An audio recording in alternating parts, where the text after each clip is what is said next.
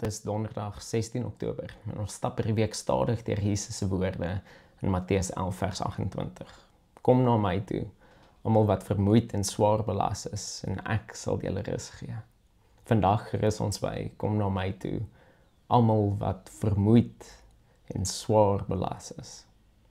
Jesus noem dit eerlik. Ons is vermoeid en swaar belas. Ons lewe in 'n samelewing wat uitputting verromantiseer. Mense kla dikwels, maar eintlik spog ons oor hoeveel oortyd ons werk, hoe vol ons skedules of die skedules van ons kinders is, of met hoe min slaap ons mee oor die weg kan kom. As iemand vra hoe dit gaan, voel ons amper skuldig om nie te sê besig nie, want dan kan dit dalk voorkom of ons nie hard genoeg werk nie. Ons word ook belas met vrese en bekommernisse wat nog swaarder op ons skouers rus. Jesus verromantiseer nie ons uitputting nie. Ons dra dinge wat te swaar geword het. Verantwoordelikhede, vrese, teleurstellings, selfverwyte. Psalm 55 vers 23 herinner ons: werp jou las op die Here en hy sal jou versorg. Jesus nooi ons om nie sterker te probeer wees nie, maar om eerlik te wees, om ons laste te noem en dit in sy hande neer te sit. Een van die gevare van vermoeid en belas wees, is dat ons selfgesentreerd raak. Ons begin dink dat ons eie probleme die grootste is.